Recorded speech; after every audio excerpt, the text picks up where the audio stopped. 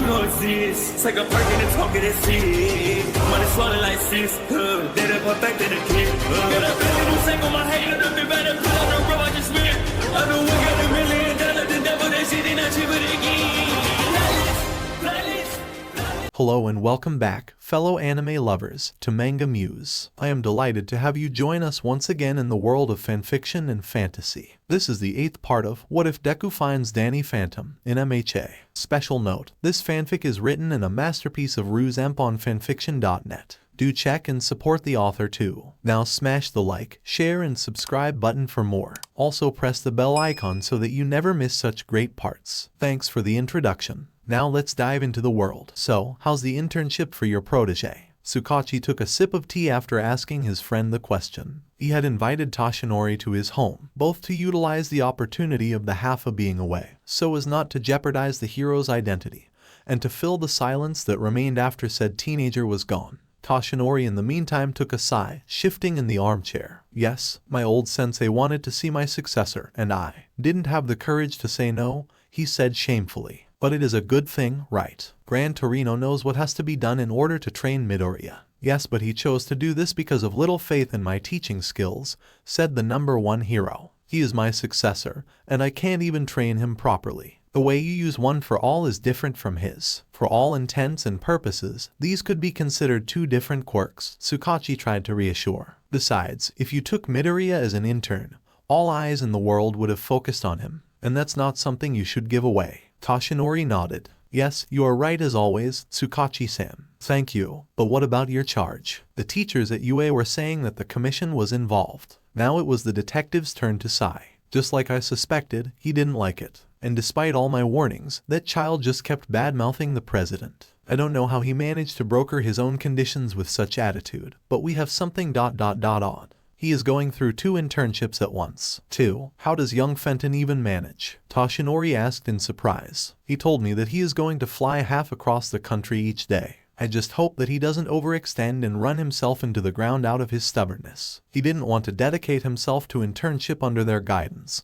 so he actually agreed to Endeavor's invitation. Endeavor's? All Might asked in surprise. After the festival I didn't think he would be this amicable to him. Good for them. Knowing the kid, he will leave that man some gray hairs, the detective chuckled. Same goes for Hawks. Hawks was the commission's choice, huh? I'm sharing this only because you two are no stranger to their secrecy. I was asked to keep this part a secret from everyone outside. But everyone will know about this internship once the news starts pouring in. It already has, Tsukauchi chuckled. 1 day in, and he already partook in freeing the hostages. But him being Hawks' intern is not the secret. It's the commission's involvement. I see. Toshinori nodded. Do you know why they decided to intervene? I wasn't allowed to talk to them. All I have is Danny's very biased recollection. But from his impression, it is because they think him too dangerous to go around alone, and it seemed to have struck a chord. Fenton's thought the same way, and he ended up here. Such fears already chased him away from home. Yes, I don't condone the harsh approach that they chose to pick, again, going by Danny's own words. But now I think he is angry with me as well for defending them.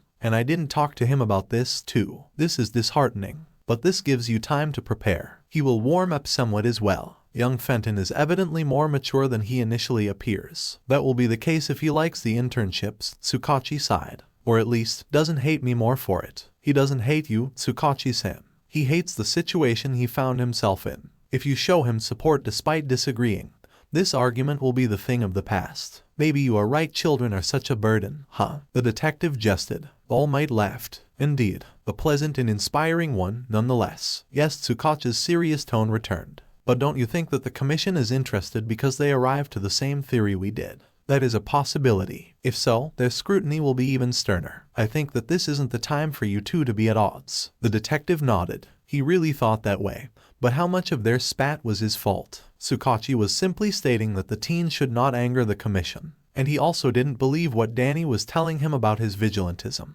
The boy had seemed to take this close to heart. But how was Tsukauchi to react to something so outlandish? Such levels of discreetness he had to possess were impossible. He would have to be from another world or something. Nonsense. But perhaps it was his chance to know his charge better. It was increasingly evident that the attempts to hide the whole truth were only making it worse, and the detective was at a loss. If Tsukauchi only knew Danny better, he would have been able to understand what was wrong. The villains, in the meantime, were not sitting idle. In particular, the most infamous kingpin was simply dying to sate his curiosity. After all, in front of him was a slumbering beast, a black wolf-like creature that was more akin to a werewolf dressed in numbered prison robe. A prison escapee, perhaps. So far he hadn't had the chance to personally converse with the person, as Garaki had been keeping him in a strange coma-like state. The scientist had performed different examinations in the meantime, and it had left the man very puzzled. The creature's body was comprised of strange green substance. Its fur turned to green mush when separated from the body. The claws too had the same strange molecular composition, only more organized, like water and ice. But all for one didn't fear that monster.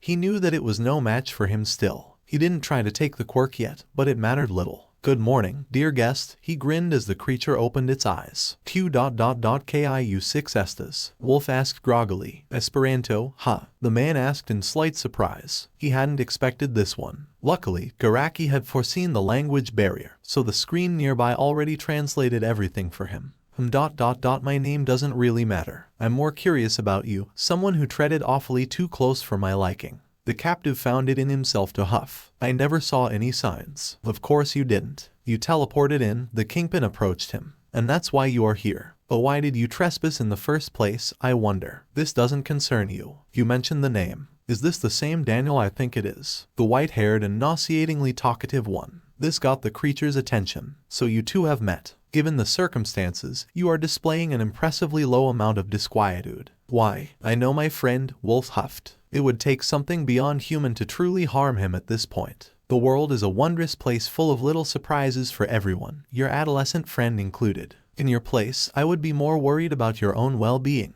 However, chains don't tend to hold me for long." "How do you even know that name?" "I have a TV," the villain joked. "You display dog-like loyalty to that child. Do you mind enlightening me about how this came to be?" "I owe him a great debt for freeing me. This is as much as you need to know. On the contrary, I have a great need of this knowledge. And you, I suspect, can shed some light on the boy's life before he came here. And if you answer my questions, I'll let you go." At this, Garaki stared in shock at the kingpin. It had to be a bluff. "I tend to distrust those that detain me," Wolf responded. "Friend Danny's secrets are his. The boy is the talk of this entire country, my canine friend. And don't take those chains as a reason to vilify me, for it is you who trespassed. Then remove those cuffs, before I decide to break out myself. All in due time. How about this? Just one question, and I'll release you. Then we will see if the conversation doesn't die off." "Depends on the question," Wolf said slowly, suspecting that it wasn't going to be simple. All for one smiled. "It goes like this. Is the boy's last name really Fenton?" Wolf blinked. "I don't understand." "You see, my friend," the man sighed. "There have been circumstances which make us suspect family relation." Wolf's expression was that of a man whose train of thought was lacking in coal. Namely, he was absolutely befuddled. "Family, wait, no, whatever you are thinking, you are wrong. Quite categorical. So you can give me an answer." Wolf gave it a little thought. He didn't know how to better respond. That man was giving even him creeps, and he had spent a lot of time with most gruesome undead. The man knew of the last name, so Danny had evidently made it public. Wolf would not be ruining that one. He doesn't want to deal with the senior members of his family for discarding him, but neither I nor anyone else, including him, had any reason to suspect him of being adopted. "Why did you even suspect relation?" "I have observed a plethora of common traits and abilities. Coupled with my lack of attention when it comes to such matters, I come to suspect certain things." Wolf huffed. The man did not smell like a ghost, nor like a Haffa. Even without the fact that Danny was from another world, this whole story sounded like rubbish. Amusing, nonetheless. This is not much of a proof. This is why I want to know more. To either cast aside these silly misconceptions or to embrace my estranged relative. He is not related to you, I am sure. You speak so confidently. You know him well, don't you? As much as a nomad passing by may. I know who his friends, enemies, and family are. I know of everything he did to help me. And all this I refuse to divulge. You promised my release. True, the kingpin hummed. "Garaki, if you would, undo his cuffs." Wolf had a reason not to simply try and phase out of his chain. He didn't know how his actions could harm Danny's livelihood, what secrets he could unintentionally reveal. Thus, he waited and watched what his captors did. Garaki didn't seem to agree with the order. "But master, what if he—" "I am not going back on what I said," the villain responded, although his smile was contradicting his words. The doctor slowly nodded and started pressing buttons on his console. Simply out of curiosity, All for One continued. What was it that Daniel helped you with? He rescued me from a decade-long unjust imprisonment. Wolf spoke, somewhat warmed up to the unknown man, enough to say this much. Walker used me as his little tracker, he uttered with hatred for the warden. And each time he is after me again, friend Danny is there, and I search for him in hopes of protection. Is this one of those times? No, Wolf chuckled without enthusiasm. We simply agreed to meet some time after I brought him here. I wished to know if he liked it, and if he wanted to return, I would have aided him. It is the least I can do. So you are to thank for discovering this jewel, the villain smirked. There's so much I'd like to ask, but alas, a promise is a promise. Wolf felt the cuffs undo themselves. Once he was free, the ghost rubbed his sore hands, imprisoned for weeks. Then, he looked at the strange, faceless man, the one who evoked the instinctive urge to flee within the bestial specter. Only ghosts such as Pariah or the current prince in an angered state had managed to do it thus far, to Wolf's experience. You are strange. I know not what your plans are with my friend, but you'd better leave it. I assure you, I hold no ill will towards the boy, on the contrary. In any case, he dramatically pointed towards the door. The exit is there. The elevator will take you to the ground floor. Wolf hummed, before suddenly from his hands emerged huge green claws. I'll take a short way outside. He said this, and to the villain's surprise the ghost ripped open a portal, before leaping in, thinking that it had been awfully easy.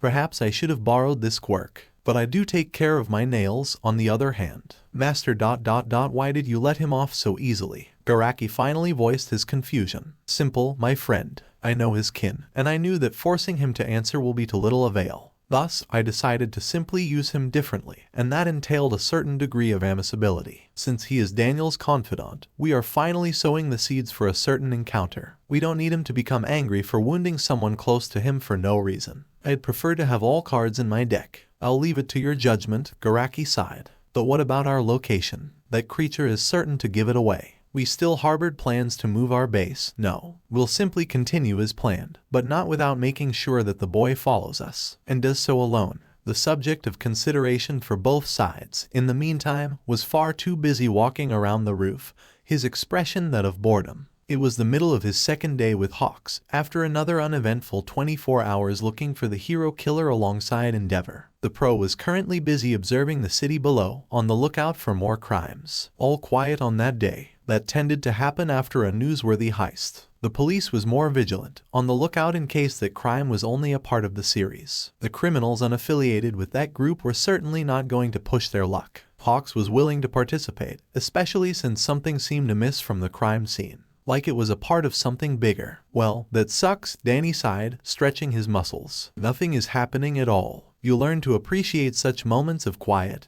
Hawks shrugged. Right, the Haffer rubbed the back of his head and looked down at the city. Guess that doesn't happen often for you guys, huh? Nope. And we still have to dress up and go to work, the pro chuckled. The enthusiasm is useful, though. Keep it that way. Enthusiasm won't make a punching bag appear. Phantom summoned a chair for himself and sat on it. Do we even have a clue on where to look for them? It was perhaps hypocritical of him to complain, for he knew of just a place where criminals gathered daily. Sadly, he was one of them, so no, he was not giving away the arena's existence. It was also halfway across the neighboring island, so not Hawks's jurisdiction. The hero in question sighed dramatically and opened his phone. Nothing in particular, he responded, scrolling through the newsfeed. The police are still interrogating the guys we caught. I still could have made them talk. Yeah, and you also would have got some raised eyebrows and a police baton up your butt. Generally, intrusions into someone's minds are seen as something less fitting for a hero. Well, people generally are stupid, Danny waved him off. So an ability that can accidentally murder a bunch of people is okay, but some brain scramble is not. Fair enough. Not letting you do that, though, Hawks clicked his tongue.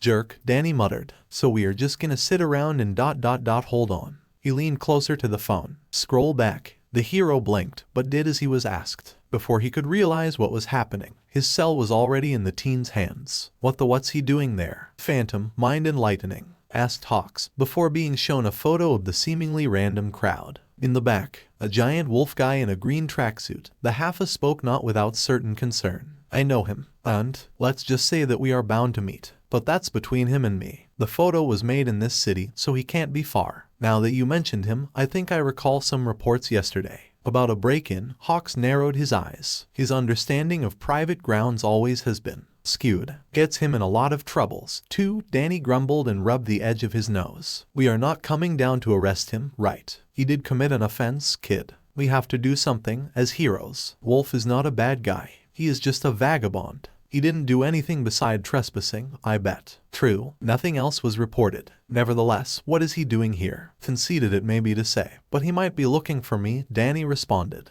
His wolf appearance ain't for show. He will track me down easily. Then there's no need to look out. He will find us himself, shrugged Hawks, especially since we might have another job from the higher-ups. Danny blinked in surprise, but his expression soon showed displeasure. Do we have to bring some paperwork in? The pro-hero sighed, obviously picking the words. Look, after the last report the president lady told me to show you what working for them actually entails. I was actually against it. But ...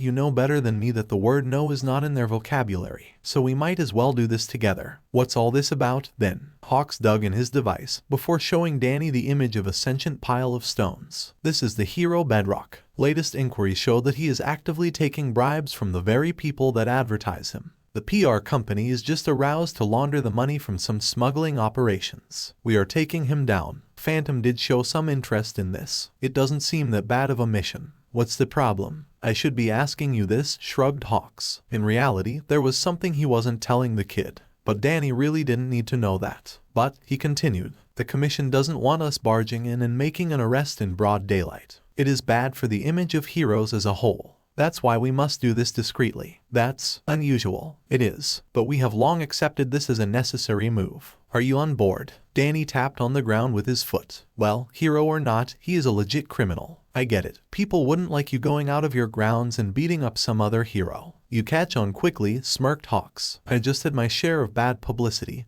Danny grinned as well. I'm public enemy number 1, after all. What did you do for that even? Kidnapped the mayor, did a couple of burglaries. The half-a cackled. Long story. It took a lot of time cleaning my rep from those little misunderstandings. Hawks stared at him. Alright anyhow, we should move on. Now would be the most opportune time, because Bedrock should be meeting with his benefactors. It will be easy to shift the blame on them. I don't think I get why you want to portray everything as a villain attack. Everyone will still see him on the news. In cuffs, Hawks did not respond instantly. Probably, but we don't need the info getting out too early. Follow me. The pro-hero jumped off the building and flew further into the sky. Phantom shrugged and tailed the winged hero, although something felt amiss already. Hawks flew outside of his zone of jurisdiction, and thus he tried to remain unseen. Danny knew from experience that people rarely looked up, and the discretion was simple to exercise. It was a smaller town near the coastline, not far away from Hawks' residence. Danny would have liked to do a bit of sightseeing, but they had a mission of their own.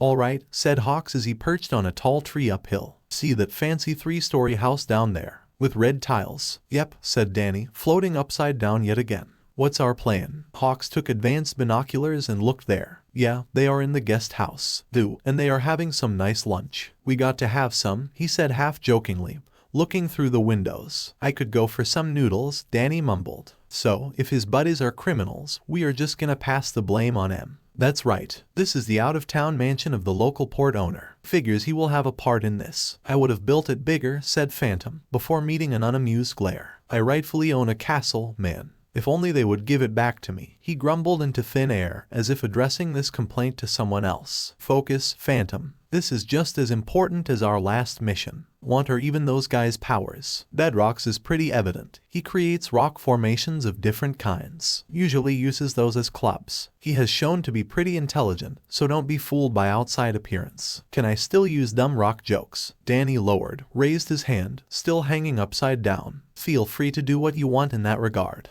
The rest, we didn't have the time to dig up their registries. The commission demanded quick action, but they can't be that tough. Duly noted. As long as they don't blow up the whole house, I'm fine with those odds. Let's go. Wait. Hawks grabbed Danny's hand. Remember how you should prioritize. Goons with guns go down first, so it doesn't turn into duck hunt for you, Birdie, Danny grinned. Guns are a problem to everyone. Hawks rolled his eyes. I have long since outsmarted bullets, Phantom cackled. On it. When you hear them crying, it would be your call, Danny saluted. Hawks smirked as the half-a turned intangible. What was the commission on about? The kid was willing to do the job and even follow orders. Then the hero remembered how different his approach was from that of his superiors. Right, Danny responded really well to Carrot. But for using a stick he could actually punch you in return. Hawks had been doing nothing but making the boy do what he wanted however he wanted, and eventually he even stopped complaining. Maybe I should do that internship thing again, he mused aloud quietly. It did feel somewhat satisfying, although Hawks suspected that it would not be Danny next time. With how hellbent he was on getting away from the commission, Hawks decided to speak his mind next time, if that would be the case. In the meantime, the Haffa invisibly phased inside, looking around the spacious room. The scene looked like a typical Japanese tea party, with the addition of several cases full of drugs. Reality was sometimes more cliché than even the most subpar pulp fiction. Rolling his eyes, Danny nonetheless decided to eavesdrop as he examined the possible threats. The fresh party from Southeast, Bedrock-san, said a tall man in an official suit. Contacting the triads was a rather solid idea. You shouldn't doubt me, huffed the hero, who looked like a walking rock balancing art piece. I work there and I know how they operate. Don't try to cross them, however. It will only cause more troubles. Danny hummed. It sounded like the hero was actually the mastermind behind their illegal business. Hey, I'm no moron. Anyway, it's cheaper, the effects wear off fast, but is just as addicting. The return customers are guaranteed. Phantom saw two armed men near the doors outside of the guest house. Calmly the Haffa approached them and butted their heads together, knocking them out. What do they even pay you for? Danny rolled his eyes before fixing the gloves of his suit. Well, let's get started, he said, before breaking down the flimsy paper door. At first, the criminals tried to process what was happening, but very quickly Bedrock jumped to action. What's the meaning of this? Wait, you are Phantom.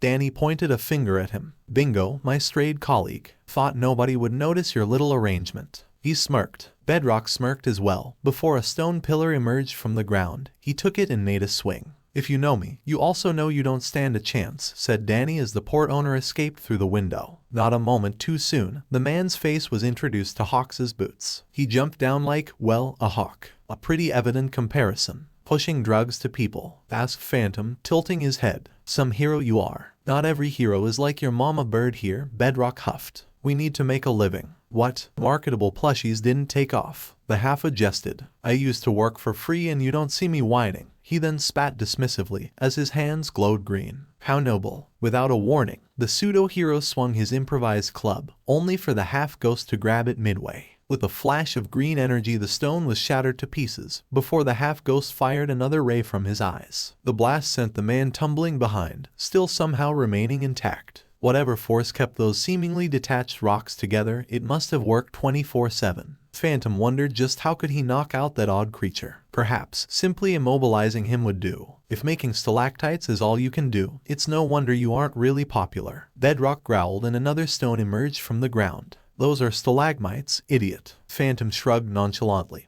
before a barrage of feathers came through the broken window, striking and sometimes even penetrating the rock exterior. You really like to talk during fights, commented Hawks, still looking at Bedrock. You have the right to remain silent, yada yada. Why won't you just surrender? It's a fight against hero number 3 and number 1 student. Bud, Danny smirked. Let's get this over already. Oh, you have MHA balls. Both adults saw the Haffa reach for the treats laid on the table. Are you serious right now? Asked Bedrock. Still munching on the dessert, Danny flicked his finger and pinned the criminal to the wall. The surprise forced Bedrock to drop his weapon and gasp in surprise. Then, from the same finger emerged a small beam of blue that nonetheless exploded into an icy prison upon the impact. I have priorities, said the Haffa with his mouth full. Sighing and rolling his eyes with an amused smirk, Hawks approached his so-called colleague, of whom only the especially big rock, which also served as the head, remained. Although Hawks did snatch something from the table as well. It's good that you are not even trying to deny what happened, the pro commented, biting at the dorayaki. You got me busted, the criminal huffed. We'll see each other in court, and that's when the real talk will start. Danny's ears, through the sound of crunching taiyaki, heard some movements outside. Then, at the last moment, he saw more armed men pointing their guns at the windows. Hawks saw the movement too, and as Phantom turned intangible, the pro covered his body with scarlet wings that were strong enough to provide protection. Well, Danny said as the goons ran out of ammo, that was one lame try. Then, all of a sudden, from his mouth escaped a gust of air. Would you look at that? Out of thin air emerged a giant figure in a green hoodie, who immediately started attacking the armed men. Is that? Hawks blinked. What an entrance. Danny laughed. I raised that boy. Hey, Wolf, leave some for me. The Haffa then boldly jumped into the fight, blasting one of the thugs, rendering him unconscious. Wolf grinned, punching the next one. The two specters did a quick work of the human criminals, and, once all of them were dispatched, looked at each other. "Long time no see, bud. How have you been?" Wolf seemed even more happy meeting his friend. With an excited howl, the tall ghost went for a bear hug. "I'm so happy to see you, friend Danny." The ghost laughed. "I'm not surprised to see you in a fight of all times." Danny chuckled and shrugged. "Nothing I can do about that. Come on, gonna introduce you to someone." A bit confused, Wolf followed the Halfa back to the guest house, where he soon faced very curious-looking Hawks. "Wolf, this is Hawks. I'm interning with him." Danny as always spoke to Wolf in his language. "I didn't know you can speak Esperanto," Hawks commented. "I'm just full of surprises." "Is it alright that Wolf here decided to help? You aren't gonna ruin our glorious friendship by telling everything. Snitches get stitches, so you know." "I'm not testing my luck," Hawks chuckled and raised his hands. "We'll just let this one slide. Although I am intrigued by your array of choice friends, this is not the time for that." The hero glanced at the captured criminals. "You know what? Since you wanted to talk to this gentleman, go for it. I'll deal with things here." "Really?" asked the Halfa. "Sounds rather unprofessional." "Shut up, kid," Hawks moaned jokingly. "We'll meet at the port and then go back to the city. While you have a chat, in the meantime, I'll deal with authorities." Danny smirked. "I guess you really are all right, Birdman. Okay, not gonna complain. Come on, Wolf." Somewhat confused, Wolf still nodded and flew right after the Halfa. "He can also fly ... odd," mumbled Hawks as he saw the two specters disappear from view, far away. "Are you just going to stand there?" Bedrock interrupted his musings. "Call the police if that's what you want," Hawks, sighing. The pro looked around, searching for anyone else that could interfere. His own intern, for instance. That was a very opportune time for Danny's friend to arrive, for Hawks didn't have to think up an excuse to send the kid away. He wasn't ready for the next step. The system needed to be cleaned up, occasionally. Problem was in the commission's way of going about it. Thinking about how the boy would have gone ballistic upon such discovery, Hawks plucked an especially big feather, hard and long enough to pass as the sword. "That's not exactly the intention," Hawks said grimly. "Look, Wolf, I'm sorry I didn't try to look for you." Danny rubbed the back of his head in shame. "When you are gone for long, it usually means Walker got you." They both found a nice spot in one of the alleyways, out of sight, for two reasons: Phantom's current fame and Wolf's unsettling appearance even by local standards. Probably because the anthropomorphic Wolf was also extremely large and imposing. He was close, but he did not succeed this time. Wolf spoke proudly, before looking up and down Danny's body. You have changed your suit." "Yeah," Danny chuckled. "After looking at what the local heroes like to wear, I decided to up my own game." "What do you think?" "I think I know why you went for this one," Wolf smirked. "Maybe one day we will see a crown as well, my prince." "I sense insincerity," Danny said dramatically and put a hand over his heart. "I care not for who is on the throne, you know that. But you will do well than most ghosts I know." Wolf chuckled. "The suit also fits. But does that mean that you continue heroics? Kinda obvious after that raid, eh?" Danny smirked and crossed his hands. "Yes, I am also studying in the hero school. Made myself a world name. Now I am interning with a licensed and professional hero. By the ancients, you are quick, friend Danny. Although I expected as much. Quirks or not, the locals can be surprised by what we can do." "No kidding. I think even good old Boxy will be feared." Phantom cackled and smiled. "It's good to see someone from back home. You miss it, don't you?" Danny was quiet initially, but soon came up with an answer. "I miss Tucker, Sam and Jazz. Valerie too. And the ghost buddies too. And yet, I don't miss the place, you get what I mean. Other than them, there's nothing for me in that human world. If they were to be brought here, it would have been good, but I can't possibly ask them that." Wolf seemed content with the answer. "You start to think the same way I do, friend Danny. I have traveled many worlds, but very few are actually inhabited by people close to me. And of course, I frequent them more than the rest. Yeah,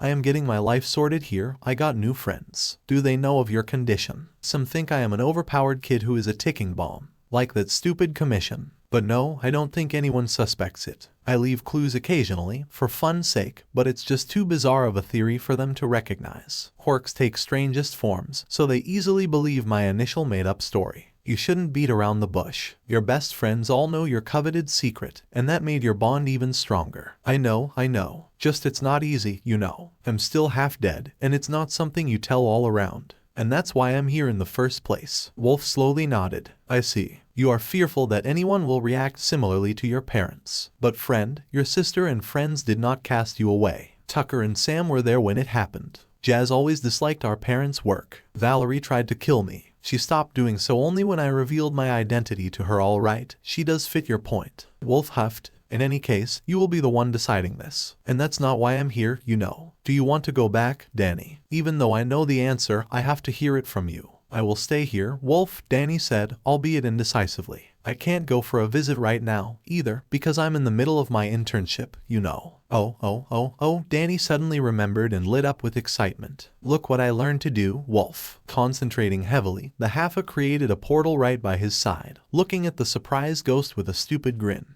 Well, what do you say? He asked. You can make your own gateways now. Well, I managed to stretch the distance to 7 meters, but they don't even lead to the ghost zone. Maybe you have some advice. I suppose I will stay. We will see what we can do. You just keep discovering new abilities, don't you? Guilty as charged. But where will you stay? Wolf waved his paw. Don't worry, friend Danny. I will find a spot, especially since I wouldn't want to bother you. I could ask Tsukauchi, although for a while I won't be able to come there. See? Wolf chuckled. Don't worry for me, but if you are planning to stay, there is something you must know. There's someone after you, my friend. The Halfa's look turned serious. What else is new? Who is it this time? He asked. Wolf did not hesitate to share his story of captivity with the Ghost Prince, who was growing more concerned with each second. Danny was bewildered by the tale, albeit Wolf forgot to mention the true reason as to why exactly the criminal was interested in the half-ghost. Mostly because the theory was so outlandish that Wolf had deemed it to be a lie to coerce him to be more open and sincere. Do you know this man, friend Danny? I don't. Phantom's lips thinned.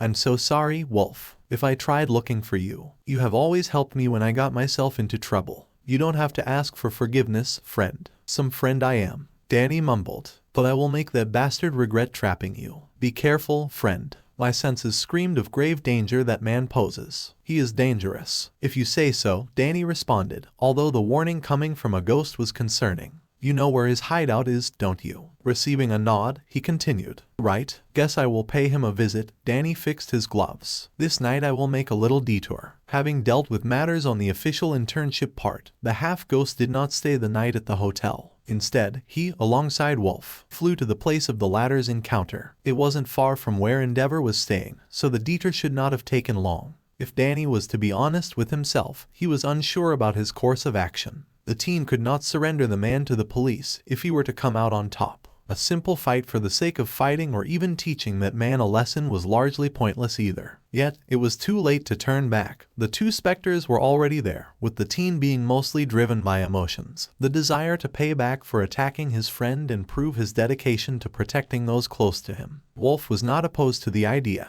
He himself wanted some payback. Even if he let the ghost go voluntarily, even if there was no actual torture, that man let off the air he hated most, the imposing, tyrannical feel. A sincere and honest man would not make himself a hideout underground. Wolf knew enough of that world to recognize a villain when he saw one. And yet, he was also wondering if it was all right for Danny to come. The man had been seeking such encounter, whether or not his reasoning was sincere or in any way correct. And that meant that, quite possibly, he was confident in his ability to remain unscathed. However, all their preconceived suspicions and worries proved to be misplaced, for the fate had decided to strip them of any choice or internal conflicts by resolving it in the unexpected manner. By the time Danny and Wolf came down, easily getting into the hidden facility with the unmatched power of intangibility, it had been stripped bare. Truly the workforce of exorbitant strength in the form of Nomus, coupled with Kirigiri's portal-making were the pillars of all for one's elusiveness. Danny was frustrated, but, he had to admit, it just could not be that easy. The Kingpin had foreseen that meeting under such circumstances would not benefit him in any way.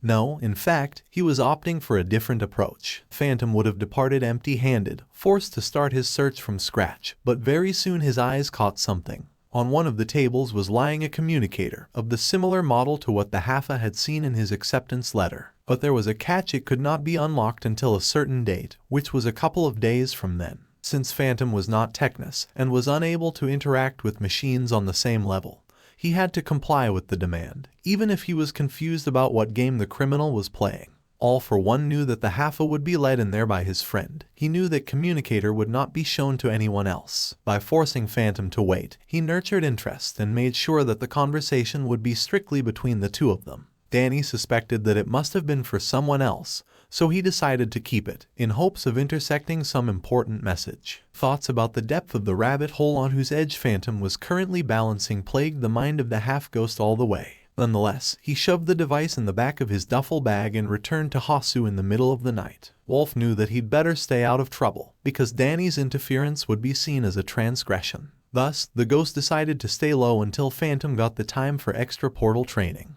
Besides, Wolf had another idea. The rooms of the underground base were full of strange smells, whose source was actually Nomu, who had too little brain capacity to care about leaving a trace. Wolf could try and look for them. Problem was, the use of portals cut off any solid trail, so he would have to search around possible locations. How would he know where to look? He could only count on Danny's own investigative labors. With the events of the last day catching up to Danny, upon arriving to the Hasu hotel, he fell soundly asleep. Since they met during breakfast, Todoroki could see that the Haffa was still absorbed in his thoughts, lazily munching on cereal of all things. Shoto wasn't the best at reading people, but when the normally talkative hero trainee opted to keep quiet, something must have been amiss. Thus, he decided to ask Danny about this, as once again Endeavor went ahead for reconnaissance, and they could actually discuss such things uninterrupted by a stern and ever-vigilant hero. Well, Danny responded, unsure himself if he should share everything that weighed on him. Yesterday I was with Hawks as we arrested a criminal who was also a hero, and it made me ask myself, what is it that makes people do this whole heroing thing here? Shoto hummed. Most would say that it is a vocation,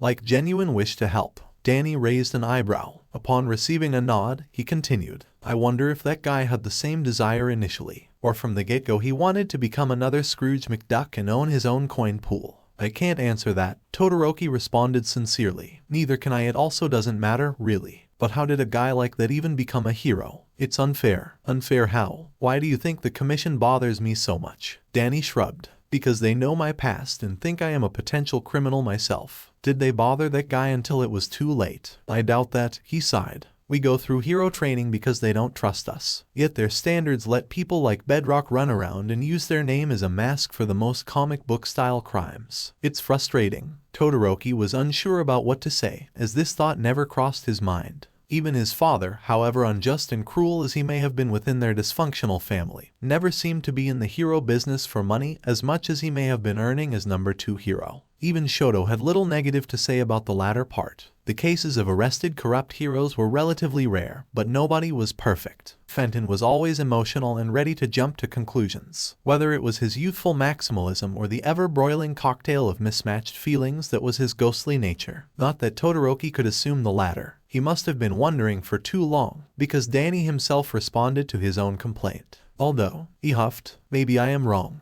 I think this way only because I got my lessons on being a self-serving prick. You can't expect everyone to understand everything from the start, Todoroki added. Look at these two philosophers, Danny chuckled and smiled. I just wonder if that's the best people here can do. It's not like this in America. Phantom scratched the back of his neck. Where I am from, no. And I am not saying that the ways of the people I know, he stopped himself at an opportune time from saying ghosts, are any better. No, their survival of the fittest tick is stupid, too. Even if I benefit from it the most. Benefit? Danny smiled enigmatically. I don't wear this suit just for show. He really didn't want to talk about his friend's captivity, or that strange feeling that he was getting into something nasty. Why was he even feeling that way? Because Wolf was someone actually close to him. Maybe. The feigned good faith the criminal expressed towards the ghost. Possibly. Such bad guys were more difficult than average ghosts who screamed about their intentions to maim you. The unknown was an unsettling thing, no matter how much courage one may have possessed. Vlad had long since lost any semblance of imposition in Danny's eyes because the Haffa knew the billionaire well. Phantom was aware of Plasmius's weaknesses and vulnerable buttons to press, and underneath the powerful megalomaniac hid a lonely man who actually got himself a cat. This kingpin, however, was already setting up a new game, much like Vlad in his prime,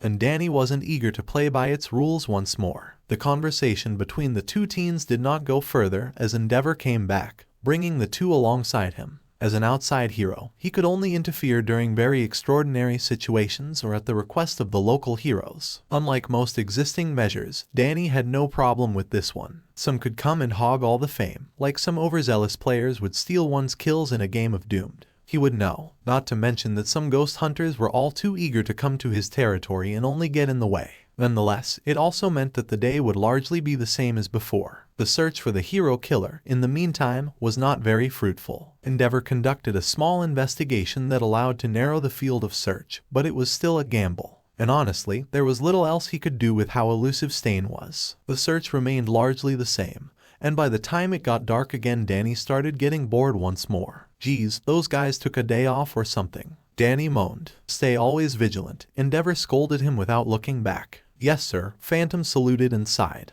And then a wisp of air came out of his throat, reminiscing the prime cause of such reaction. Shoto tensed, and Danny's change in the face was also evident. Would you look at that? Phantom muttered with poorly concealed excitement. Kurogiri decided to crawl back. Who? Asked Endeavor, finally turning around. One of the people who attacked the school, responded Todoroki. And the one whose arrival is telegraphed to me well ahead, Danny huffed. If he is here, it can't be good. And Shigaraki is probably with him. This may be a good chance as any, nodded Endeavor. How precise is your compass? He is that way. Danny pointed west. The trail also goes up, so we will find them on the rooftops. And then, all of a sudden, explosions sounded far at a distance, in the opposite direction from where he was pointing. This went from 0 to 100 pretty quick, Danny mumbled. Follow me, Endeavor commanded and ran towards the explosion. But Shigaraki is that way, called Danny upon realizing their direction. What are we doing with them? We must first assess the other threat. Endeavor cut him off. Being led by a feeling is not a proper argument. Sighing, the half let everyone go ahead, before snapping his fingers. You know what to do, he told his clone. Better than you, smirked his duplicate, before turning invisible. Technically, he was already stopping the attack. What's wrong about coming at it from a different angle? Phantom did not waste time on either front. The first of his duplicates joined the heroes in repelling the immediate threat to civilians. In such short time, whatever it was attacking the city in the villain's stead managed to cause a lot of damage. Already the fires had broken out, trapping many people inside the nearby buildings. Danny was immediately tasked with getting them out. He would have asked to join the fight, but two things stopped him: a just reasoning of Endeavor that he could get in and out of fire with civilians in tow with flight,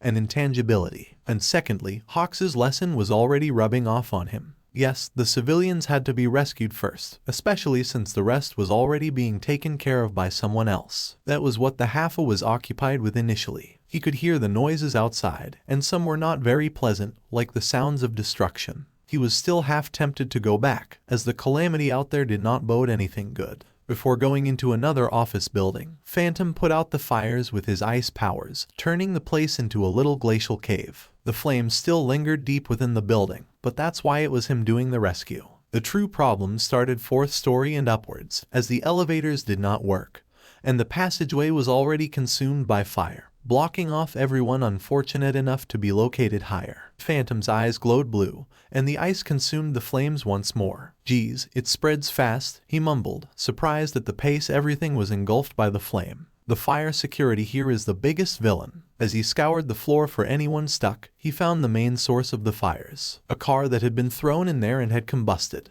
This seemed like pointless destruction to the young hero. Its purpose, however, was only vaguely seen. Very soon ice and cold replaced the scorching heat of fires, and Phantom quickly searched every nook and cranny looking for unfortunate workers, directing them to the exits, assuring that the way was now clear. But as he watched the last person run down the emergency staircase, he heard the windows behind him shatter. In the next second he was pinned to the nearest ice pillar, his hands grabbed tight. Phantom hissed in pain from hitting the hard wall, but quickly phased out of the grip, freed his hands and used his still solid legs to push himself forward and leap right through the attacker, getting right behind it. Now, he could take a good look at the creature in front of him, and the sight surprised the Haffa, because he immediately was reminded of the beast that had attacked the school before. The most striking similarity was the brain on display and the eyes without the tiniest glimmer of sentience. This one had pale yellow skin, wings, and possessed much less impressive musculature. I swear, they make you guys uglier and uglier, Phantom muttered and took a battle stance. This Nomu's ferocity, however, looked to be on par with the last one's, as it immediately went for the opponent. This time, however, Danny had a tried and true method.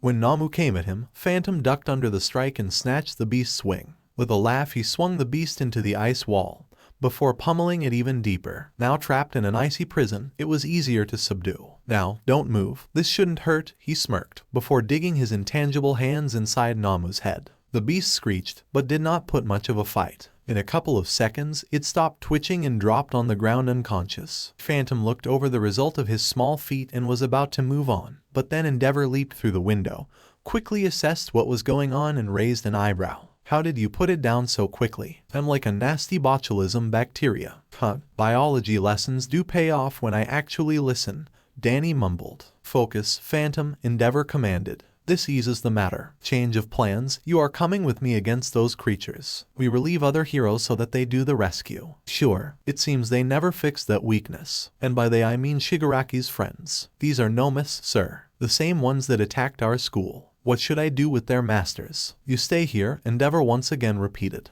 Do not question me, Phantom. Especially not now. Danny sighed. Perhaps he should have asked that beforehand. For in the meantime, Shigaraki was standing on one of the rooftops and watching everything unfold. Of course, accompanied by the ever-present companion of his in the form of Kurogiri. The former was full of childish glee and pride at the destruction he was causing via the mindless killing machines. He was not joining in, however, whether it was out of fear of confronting a lot of heroes at once, an insecurity of sorts, or maybe overconfidence in his master's creations. The one reason he had voiced as his prime, however, was a recent injury. Is this Endeavor? Asked Shigaraki as the hero was flying around at a distance. It appears so, responded Kurogiri, his yellow eyes twisting in a thoughtful expression. But wouldn't this also mean that I'm nearby? In a split second, Kurogiri morphed into a figureless energy just to dodge a green blast that came from above. Phantom let out a small laugh as he waved off the excess energy from his fingertips. Been waiting till you say something like that, he said as his feet touched the roof. Phew, Shigaraki hissed at the white-haired hero. How did you find us? I'm hardwired to spot guys like your babysitter here, Danny responded and pointed towards Kurogiri.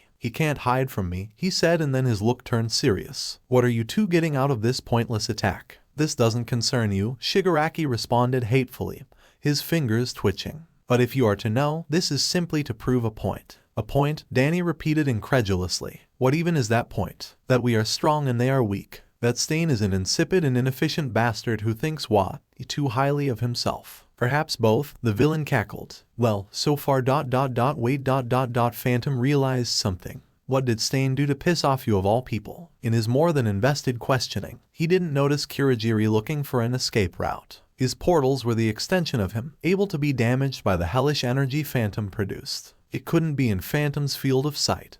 But making it behind the half-ghost was no option either. They had to get to the portal as well. Kurogiri was also feeling that Shigaraki was not planning alongside him, more invested in a monologue before another person he hated with passion. You think we are similar, don't you? That's how it is with you heroes. Why care about mobs that you come to take down? But it's far from truth. Stain is too self-righteous for my liking.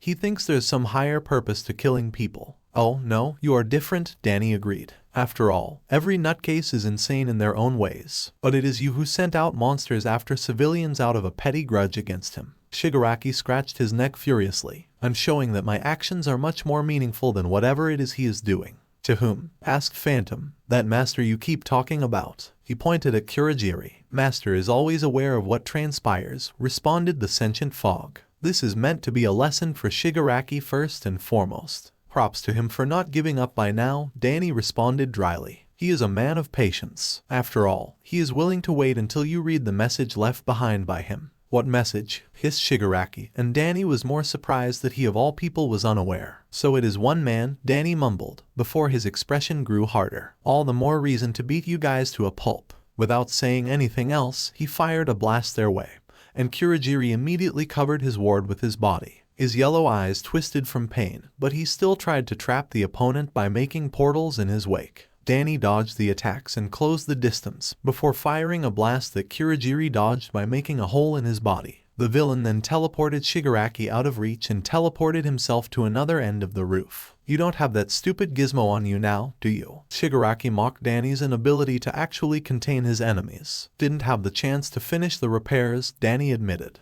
Then dare I make a suggestion? Kurogiri spoke. You want me to let you go? Danny asked incredulously, having guessed the intent. You came to us obviously not at Endeavor's behest. You will get nothing but scorn for your action, even if you somehow capture us. You ought to know this. What are you getting at? Now Shigaraki was just as perplexed. Perhaps we can arrive at a deal. If you let us go, we'll help you locate Stain. Help him? Shigaraki exclaimed. No, I want him dead. Young master, you want Stain out of the picture as well, don't you? I am not helping that brat. You can just teleport away and I may miss again, Danny said slowly. Is this why you haven't tried it yet? How observant of you. Weigh your priorities, child. You said you can easily find us, but you can't say the same for Stain. This is your chance at locating him. A part that may have horrified other classmates of his is that Danny actually considered it. Loathsome as his opinion was of the pair in front of him and the man above them, it was an excellent opportunity to get rid of a maniac on the loose. After certain consideration, he gritted his teeth and sighed.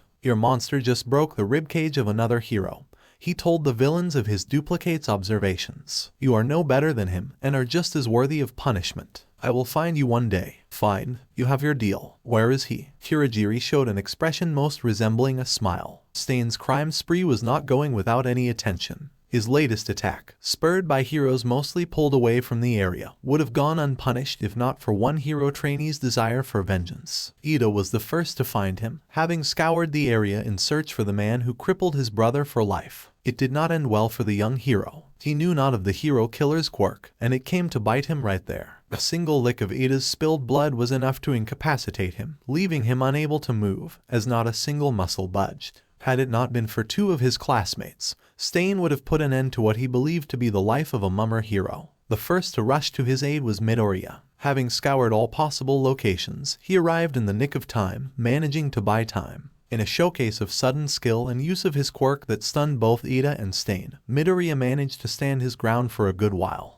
However, in the end, the years of slaughter had taught Stain well, and his experience trumped the boy's inventiveness. Still, he managed to impress the criminal, and thus, after making sure Midoriya would not get up to challenge him again, Stain resumed his initial plans to murder Ida, for one. That was when another classmate rushed in. It was Todoroki, who had tracked them as well, and in a few moments of confusion he utilized his power to get his classmates and an incapacitated pro-hero to relative safety behind his back. Todoroki, you can't let him see your blood. Midoriya shouted a warning. I think he controls his opponent's actions by ingesting their blood. That's how he got us. Todoroki heard him and planned to keep as far as possible from the criminal's swords. His plan was futile, for Stain cut him with a throwable knife. Stain pushed forward, but his strike hit a wall of ice. Before Todoroki retaliated, he saw that Stain was looking up. There they saw the villain's katana. He had thrown it alongside the knife. But then, the sword remained suspended in the air, much to everyone's surprise. Wearing his signature smirk, Danny dropped his invisibility, floating in the air and lazily examining the man's sword. Using the distraction, Stain almost licked the blood off Todoroki's scratched cheek. But then a half of Todoroki's body ignited and forced him away, cauterizing the wound in the process. Danny landed on the ground near them and twirled the sword in his gloved hand. What an ugly thing, he commented. For an elusive criminal you are awfully easy to find. Stain. Danny glanced at three of his classmates, and that other guy he had no idea about. Instead of responding, not wishing to lose momentum, Stain lunged forward again, second sword in hand. Todoroki and the halfer responded in tandem and conjured a wall of ice. With little effort Stain cut through the wall, to be met by Todoroki's infernal blaze.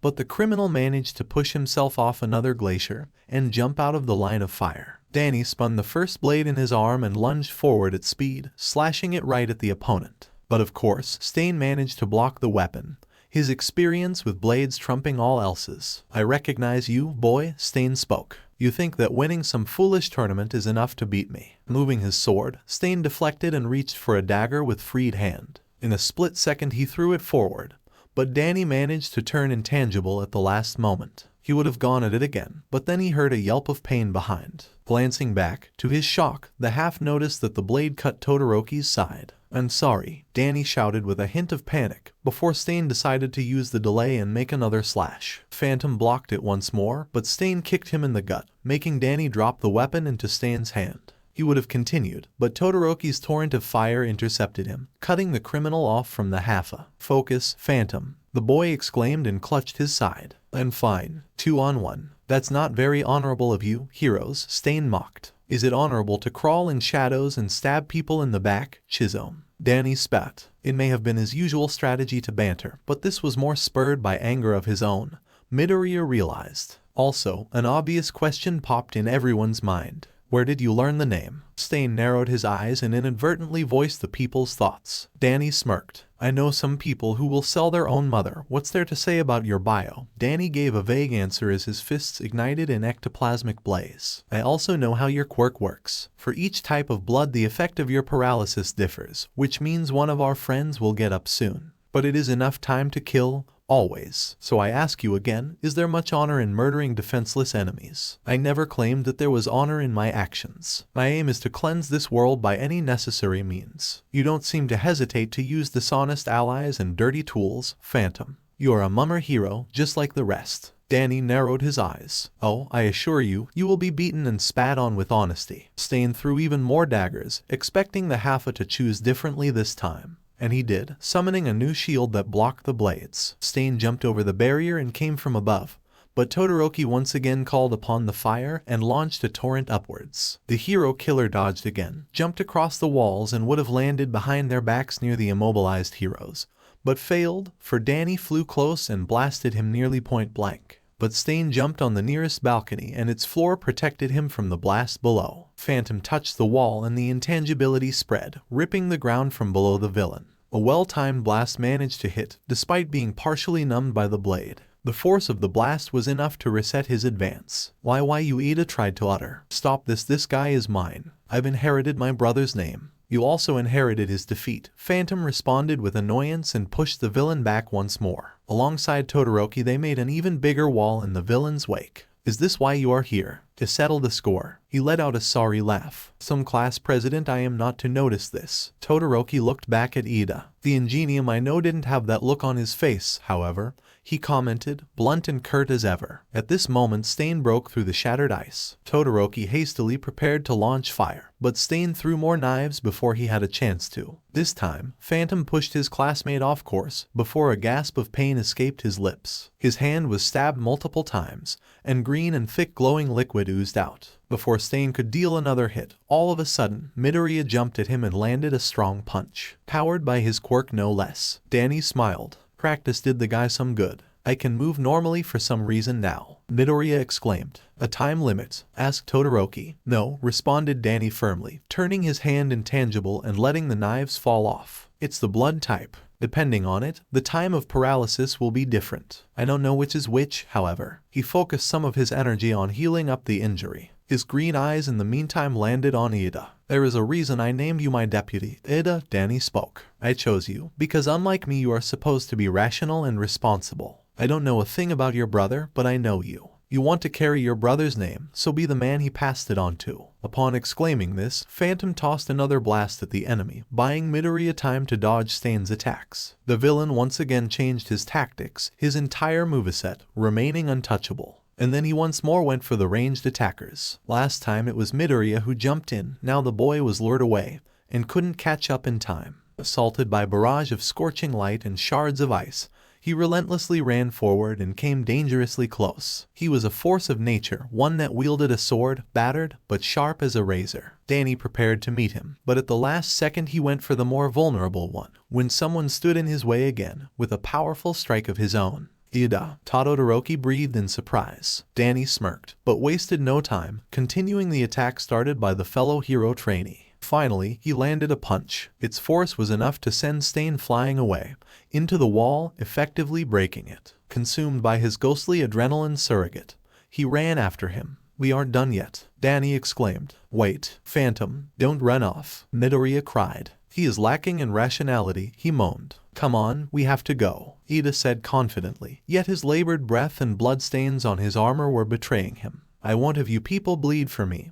His fist balled. I will not give in. If I do, Ingenium will die with me. Whilst on the inside of the building, some disused former cookery, Phantom had to run around and search for the enemy among the halls and corridors. While in the dining area, he was attacked by the killer that lurked in the shadows. He dodged the first strike, but one of the endless knives scratched his leg as the villain jumped aside, away from the ice that could consume him. Yours is the most filthy kind, spoke Stain. Under the pure colors and smiles hides a man who breaks the law, who fights for dirty money to the entertainment of scum. You must die. Sorry for not making it into your nice list, Danny responded. Think what you like, Chisholm. But you will not change the world for the better. Not like this. You will only fill it with scum like yourself. Maybe like baguettes like, Stain unexpectedly agreed. Corruption of mummer heroes spreads everywhere, and they are dealt with. Without your assistance, Danny responded firmly. But with mine. And what did you do? Why did they do what they did? You know the answer, boy, because you are similar beneath it all. No better than them. Ponder on it, as I make your guts spill out. With a wicked grin, the man lifted the dagger, glistening with green liquid on it. Just as the rest of the heroes got inside, Stain took a lick. Poor decision, Danny spat. Immediately Stain felt how the liquid burnt his tongue like boiling water. The burning feeling then spread across his mouth, as many cuts on his tongue were too poor of an obstacle for ectoplasm that reached the bloodstream. And then, Stain let out a howl of pain,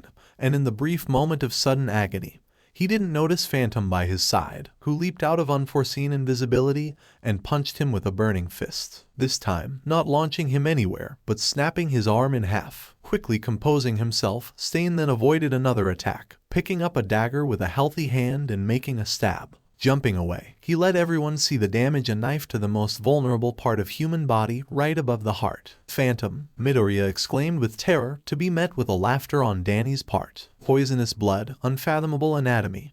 He spoke, with a pain grunt pulling out the knife. That's quite a list. Your Ida started. A mistake of nature, yes, Danny responded, not looking away from Stain. What's dead may never die. Stab me all you like, this hero you cannot kill. In fact, his eyes glowed brighter. You will not kill anybody again. A powerful blast was fired. Stain may have been unable to move his bleeding, snapped arm, but with even one he was a menace. He dodged and ran forward to prove Danny wrong. The rest of the heroes were prevented from coming near by a green glowing shield, but were also shielded from another possible distraction. Stain slashed his sword and seemingly cut off the whole head, but then felt how he couldn't move. Telekinesis held him, before another blast hit him in the face point blank, burning his eyes and blasting him towards the heroes as the shield vanished. Seizing the opportunity, Ida charged his calves and kicked Stain into the air. Todoroki also acted quickly and launched fire, obscuring Stain's view and cutting off any escape. But Stain had the ceiling to latch onto and jump down from.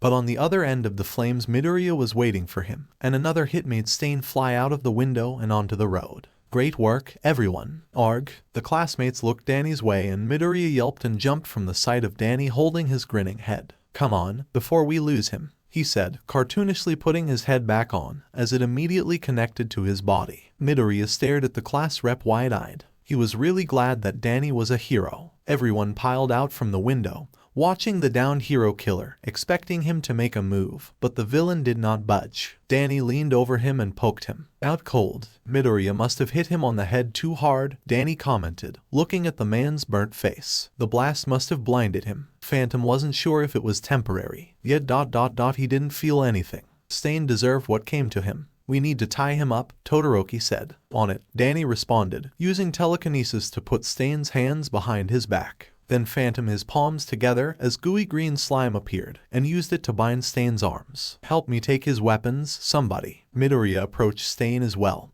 and together they started taking out knives, small blades, hooks, other sorts of metal weapons they didn't know the name of. How was he so agile when carrying an arsenal of no less than 20 kilos? Nonetheless, with Stain disarmed, Danny put the man on his shoulder and together they went towards the back alley.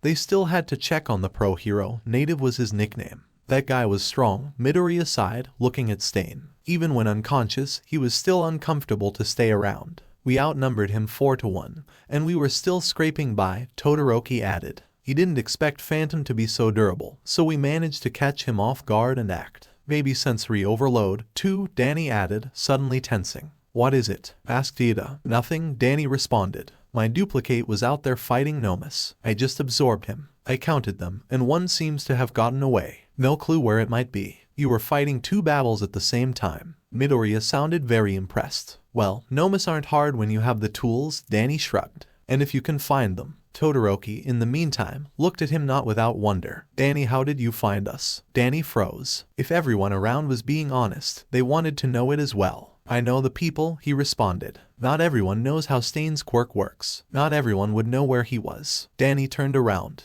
What are you getting at, Todoroki? Can't this wait? Fenton-san, Midoriya spoke. It's important. You are clearly hiding something from us. Danny sighed. I made a deal with Kurogiri. Now it was everyone else's turn to freeze with a mixture of terror and shock. You, how could you do this? Midoriya raised his voice. What did he even want? That I don't beat them up? That I don't try to bring them from the roofs to the nearest PD? In exchange they tell me where Stain is, as apparently Kurogiri was keeping watch at his master's orders. They hate him, too. Danny shifted Stain on his shoulders. They could arrest you for this, Ada whispered. There are a lot of things they can arrest me for, mumbled Danny. Yet knowing it all they chose not to. What was I supposed to do? Arrest them? He huffed. I pointed Endeavor to their exact location and he chose to do nothing. He also refused to send me. I sneaked out. You guys are suggesting another crime, a citizen's arrest. Please, understand that I did it for all of us. We will fight them another day. The three classmates looked at each other. Danny felt a pang of guilt twisting the truth like this. He had had no idea that his classmates had been there. He did it to stop Stain no matter what others thought. But that excuse would simply not fly. I understand, Fenton-san, Midoriya said. But why would they make a deal at all? Shigaraki hates Stain with passion. Something about different ideals and wants and needs. They used me, us, to pluck this problem. I hate to say it, but the deal was beneficial to everyone. What about your other friends? Asked Todoroki. I paid the dude for the info. He spilled the beans about the man's past, adding this to what Kurogiri said, and I had plenty of puzzle pieces. I met Jiren when I was out on the streets. I wouldn't trust him with my cut-off fingernail, but he has what I want. Look, he turned around near the entrance to the alleyway. This is not a thing you tell everyone around. Please, keep it a secret. I am already on HPSC probation. Don't make it worse by letting everyone else know about my escapades in your country. I really had to make a living. Your secret is safe with us, Midoriya confidently spoke for everyone. Not that the rest were of a different mindset. He was still their class president, after all. One who served his role with absolute diligence in crisis situations. And Shady Past perfectly explained all the gaps and untold parts of his strange stories, why he also seemed to possess the experience,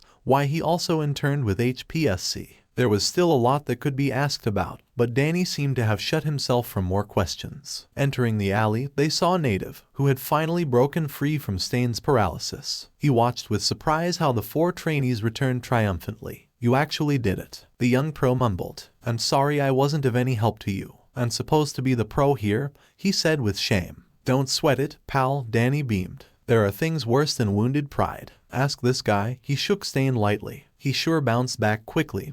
Todoroki and Ada thought. I'd rather not, Native chuckled. I think we should go. Isn't there an attack on the city? Dealt with by now, Danny responded just as cheerfully. The group eventually made it out of the alley. As Danny was wondering where the nearest police station was, everyone heard a loud and angry elderly voice. Why are you here? The heroes turned to see the source of the voice. It was a very small, old man with short gray hair and beard. On his face he wore a mask, his yellow and white hero outfit hardly indicating at the quirk at first glance. Gran Torino, Midoriya exclaimed with a mixture of surprise and fear. With shocking speed the old man approached them and kicked Midoriya in the face, jumping high. I told you to wait in the bullet train. I'm sorry, Midoriya begged. Midoriya, mind introducing us? Asked Danny. It's Gran Torino, the hero I'm interning with. Danny gave a toothy grin. Pleasure to meet you, he said, only later noticing how the man was frozen solid. Metaphorically, sir. For a moment, Gran Torino was struck by the impression that it was someone else standing nearby. The resemblance was too great. Why did you come here? Asked Midoriya, oblivious to the cause of Gran Torino's reaction. I was told to come for some reason. I don't really know what is going on, but I'm glad you are okay. It's around here. Another bunch of heroes came around the corner and quickly surrounded them. We were told by Endeavor to come. Are those children? Those injuries look serious. Is that? Everyone finally noticed a man hanging on Danny's shoulder. Then came the moment when everyone would take a breath and recollect on what transpired. The heroes called an ambulance. Someone called the police. The classmates simply rested after a tense fight. Danny would occasionally catch Gran Torino's glances, but wouldn't pay much mind to it. He was more preoccupied with the heroes insisting to check his stab wound. Danny kept insisting that the wound was already healing. At some point, he, alongside Midoriya and Todoroki, was approached by Ada, who bowed his head lowly despite the injuries of his own. You are injured because of me. I am sorry. I put all of you at risk. I'm sorry, too, said Midoriya. Even though you were in so much pain, I didn't notice at all. Even though we are friends. Yeah, Danny rubbed the back of his neck. I already said that I too should have noticed. Sorry, pal. Without raising his head, Ida began to shake as his tears rained on the ground until Todoroki spoke. Pull yourself together. You are a deputy class rep.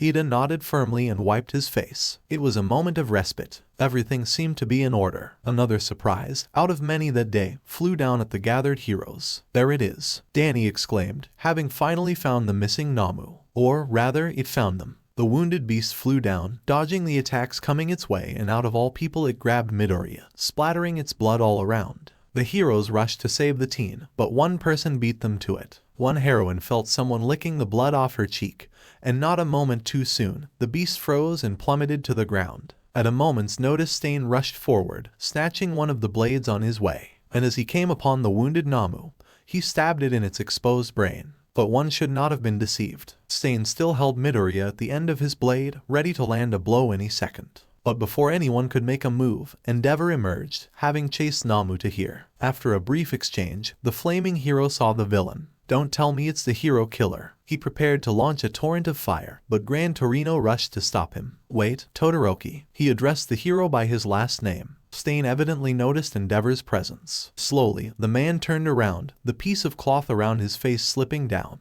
And when it did, the absence of his cut-off nose was seen by all. You fake, he growled inhumanly. I will make things right. His sheer presence was enough to force many of the heroes to freeze in terror. Danny, however, stood forward and prepared to fire a blast. Someone must be dyed in blood, Stain kept saying, coming closer and closer. I must take back what it means to be a hero. He yelled. Come, try and take me, fakes. The only one I'll let kill me is the true hero. All might. His scream reached deep into the heroes' souls, gripped them for a while, until the stupor was broken. As a green blast hit him in the chest and made the villain fall, everyone's eyes turned to see Phantom, with his smoking palm outstretched forward. I promised you an honest defeat. At least take it with dignity, he commented, before seeing everyone's looks. What? I didn't see you taking him up on the offer. It was dignified, one of the heroes spoke. The half-ghost turned to him. It was the desperation of a self-righteous psychopath. Dignity is not about loud bloodthirsty ravings of a madman, was the villain conceded. Stain did see his faults, after all. He knew what a bloodthirsty maniac he was. But conceit was not about seeing faults. It was about acting upon them. Stain made a cult out of them, knowing how wrong his actions were. So yes, self-righteousness was just the word that Stain deserved to be remembered by in Danny's eyes. In the meantime, out on the rooftops, as Shigaraki gleefully watched Stain's downfall, Kurogiri felt content. His master already knew the boy so well, and he knew exactly what feelings to feed him. Slowly but surely, the 4 hero trainees met the next morning in hospital. As usual, Danny wanted to just get to his work,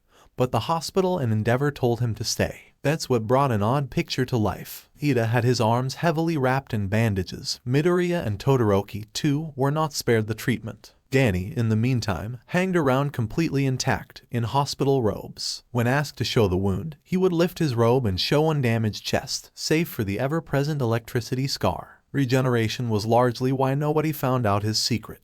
Danny Fenton would come completely healthy next day even if Phantom sustained heaviest of damages. So, they simply remained in their hospital room, quite bored, actually. Danny made a ball of ectoplasm and was at that point just tossing it at the nearest wall. Were you able to sleep, Midoriya? Asked Todoroki. No, not really, the boy responded. Me neither. Thinking about this, we really did something amazing. Seeing an ending like this makes you feel like it was a miracle that we came out alive. With my leg like this, he probably could have killed us if he'd wanted to. He probably left us alive on purpose. Lucky you. Danny dropped on his back, on the bed, looking at Todoroki upside down. Maybe it is not an issue to someone who can have his head cut off, but he is not a joke. Remember, Todoroki, national emergency, Danny reminded of their past discussion. But I am sorry that it's my carelessness that got you one of the wounds. Todoroki's look softened. Think nothing of it. I am also impressed by Ada. Danny tilted his head to face the bespectacled teen. Stain wanted to kill you, and you didn't have my resilience. Yet you lived and faced him, he smiled. That's surely something. No, it's I. He didn't have the time to finish, as the door soon opened. There stood Gran Torino and another hero, in blue biker-esque clothes. Oh, are your wounded kids awake? He asked, before approaching his student. I've got a lot of complaints for you. I am sore. But first, there are people who want to see you. Into the room entered a very tall man with the head of a beagle. One that Danny knew all too well, and the man did throw him a glance. The chief of police, Kenji Tsuragami. He was followed by a man Danny knew even better. It was Tsukauchi, and Danny's guardian gave him nearly all of his attention,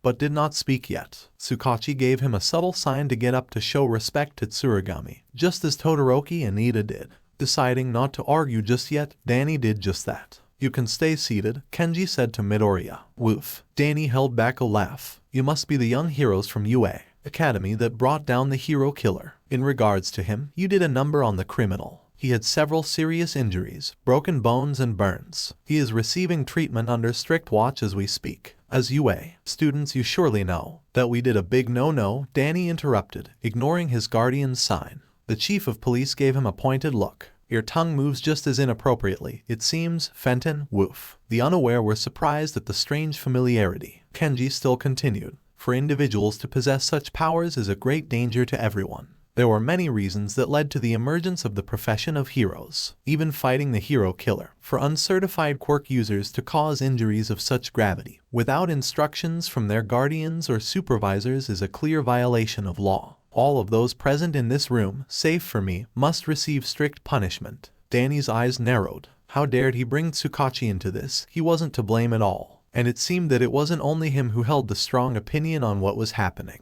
However, Todoroki spoke first. "Wait. If Ida did nothing, Native would have been killed. If Midoriya did nothing, 2 of them would have died. Nobody realized that the hero killer was there. Are you saying that we should let people get killed?" he asked furiously, and would have come closer if Midoriya didn't stop him. "Are you saying that as long as it turns out alright, it's okay to bend the rules?" "Well, if these rules are just plain stupid," Danny argued casually. "Danny," Tsukauchi warned, "isn't it the hero's job to help people? This is why you are not full-fledged heroes yet. Goodness, what are you taught at UA? And by your mentors? Why, you dog." Todoroki growled and came even closer. "Wait," Gran Torino said. "Let him finish. Hear him out. That is the official opinion of the police. Of course, we will be forced to act upon it if the information is to be made public." Woof. "The public would probably cheer for you, but this would not absolve you of punishment. This may be underhanded, but the burns on Stain's body may be explained as Endeavor's victory over the villain. Endeavor would be the one to save the day,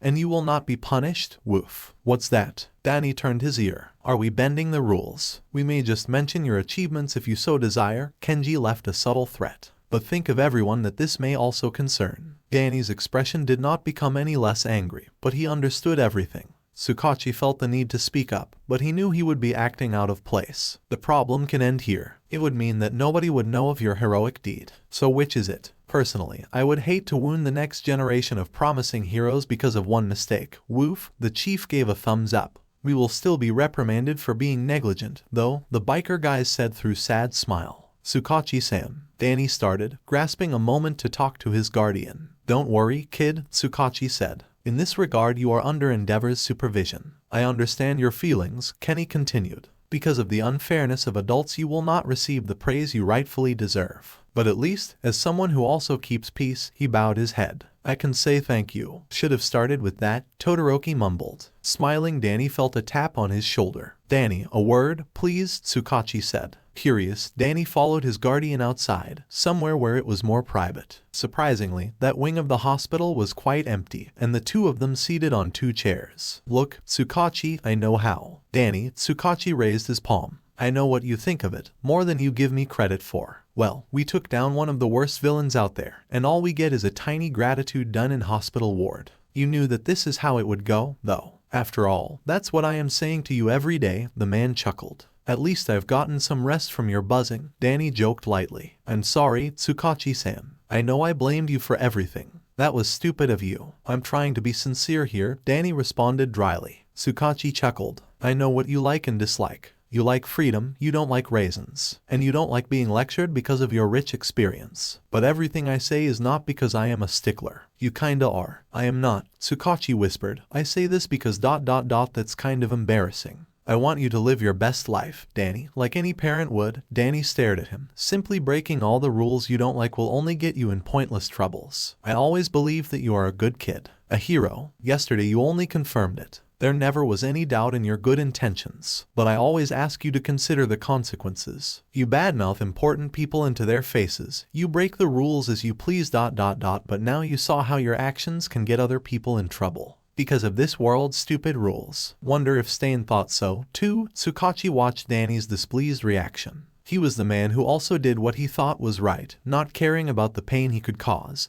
what laws he may break. You are not him, however. You are better than him. He called me a mummer hero, you know. Danny chuckled. I wouldn't take his judgment over anyone else's. You just heard mine, Danny. Tsukauchi wrapped one hand around the smaller boy. You are destined to be the greatest hero. But just as Tsuragami said, it would be a shame to lose such a promising kid over such easily avoidable mistake. Danny looked at the smiling detective, then out of the window. It's just so unfair. I can follow the rules, Tsukauchi. I cross the street on green. I do my homework and don't run in the halls, but how many people died because nobody can interfere? He asked bitterly. I did a lot of things. I saved so many, never receiving any thanks. I thought it would be different now, but all I got was a stern talk from a dog. Just a bit of patience, kiddo. Tsukauchi lightly nudged him. Just a couple of more years, and you will be free to save as many as you wish. Until then, yes, I know. You are buzzing again, Danny smiled. Just know that I am always here, Danny. If you feel down or confused or worried, ask me. You don't have to hide everything from the entire world. I thank you, Danny said through the lump in his throat. It had been such a while since anyone talked to him this way. I will think about it. From now on, I'll buzz only when you really need a reminder, but only because I believe that you can learn your lessons. Danny numbly nodded. Tsukauchi smiled and patted his shoulder. Well, off you go. Join your friends. Beaming, Danny jumped from his chair and returned to his room. As Tsukauchi watched the boy leave, he could feel the chief's presence by his side. Why didn't you talk about it? He asked, lighting a cigarette. Tsukauchi reached into his coat, digging out a yellow file containing Danny's life on the wrong side of Japanese law, one graciously provided by the chief, who by then had gotten it from HPSC. I know the boy too well, Tsukauchi smiled, and I will let him tell me this himself. So alright folks, that's all for today. Stay tuned for part 9. Do subscribe, like and share for more such videos. Also check out the story and author RusEmp on FANFICTIONnet. Press the bell icon to be notified first on release. See you in the next video. Till then, goodbye.